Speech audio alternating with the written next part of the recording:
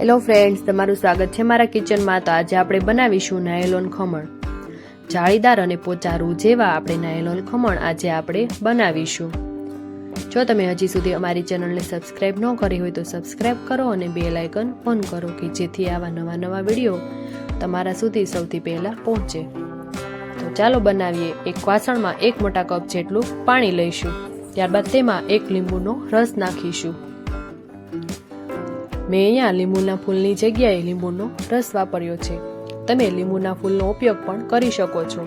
હવે તેમાં 1 મોટી ચમચી ખાંડ નાખીશું અને સ્વાદ પ્રમાણે મીઠું નાખીશું। ત્યારબાદ તેમાં 2 મોટી ચમચી તેલ નાખીશું અને બરાબર હલાવતા રહીશું। ખાંડ પીગળે ત્યાં સુધી આપણે હલાવતા રહીશું।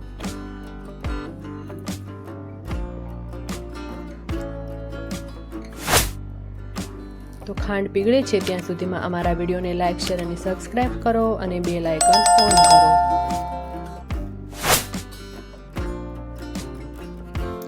હવે તેમાં આપણે થોડો કરીને ચણાનો લોટ નાખીશું। મેં અહીંયા 2 કપ જેટલો ચણાનો લોટ લીધેલો છે।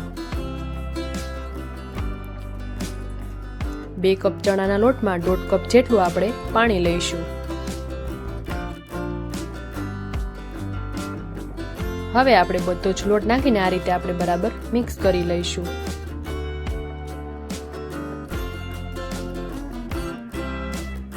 તો લોટ બરાબર મિક્સ થાય ત્યાં સુધી આપણે હલાવતા રહીશું। ખમણ બનાવતી વખતે આપણે લોટને જેમ વધારે ફેટીશું તેમ આપણા ખમણ પોચા રૂ જેવા બનશે।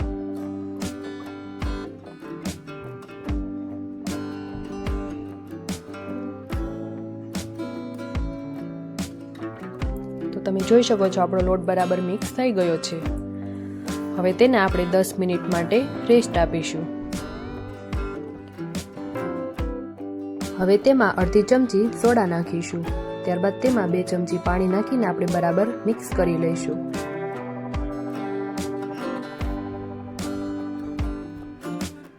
તમે જોઈ શકો છો આપણું બેટર ફૂલવા લાગ્યું છે।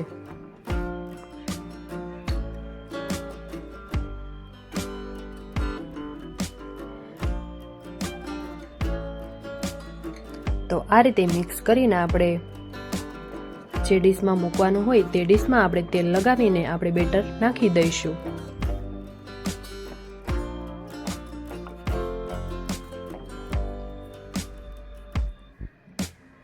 મેં અહીંયા ઢોકળિયું પહેલા જ ગરમ કરવા મૂકી દીધું હતું।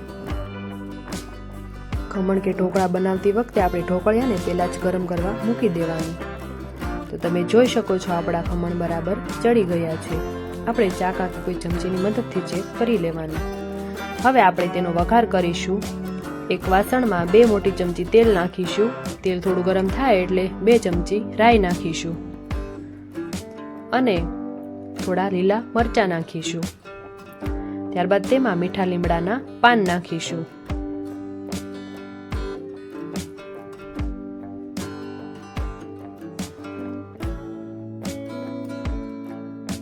હવે તેમાં અડધી ચમચી હિંગ નાખીશું અને 1 ગ્લાસ જેટલું પાણી નાખીશું। નાયલોન ખમણમાં પાણીનું પ્રમાણ વધારે હોય છે। અને 2 મોટી ચમચી ખાંડ નાખીશું અને સ્વાદ પ્રમાણે મીઠું નાખીશું અને બરાબર મિક્સ કરી ખાંડ પીગળે ત્યાં સુધી આપણે ઉકળવા દઈશું। હવે આપણે આ ખમણને ઠંડા થવા દીધા હતા। તો હવે આપણે તેને ફરતી કિનારીથી ચાકાની મદદથી આ રીતે આપણે ફરતી કિનારી કટ કરી લઈશું અને બીજા એક વાસણમાં કાઢી લઈશું। પછી આપણે તેને કટ કરીશું। તમે આ પ્લેટમાં જ કટ કરી શકો છો।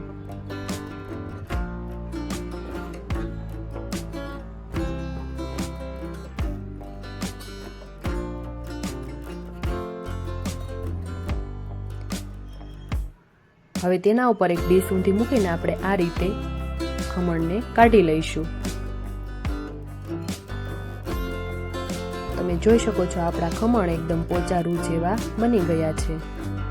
હવે આપણે બીજી પ્લેટમાં ફેરવી લઈશું। હવે આપણે ચોરસ શેપમાં કટ કરી લઈશું।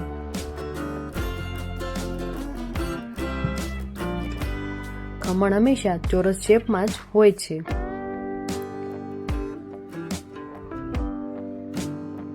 તો આ રીતે હું બધા જ ખમણ કટ કરી લઈશ। તમે જોઈ શકો છો ખમણ બરાબર પોચારું જેવા જાળીદાર બન્યા છે. હવે તેમાં આપણે જે વઘાર કરેલો છે તે નાખી દઈશું. આ રીતે આપણે બધો જ વઘાર ઉપર નાખી દઈશું.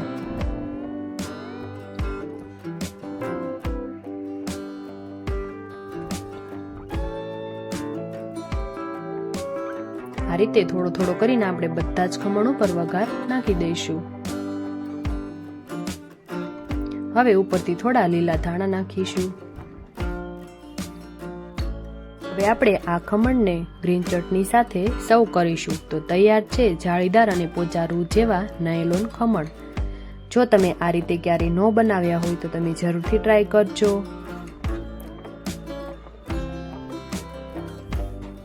આ ખમણ ઝટપટ બની જાય છે.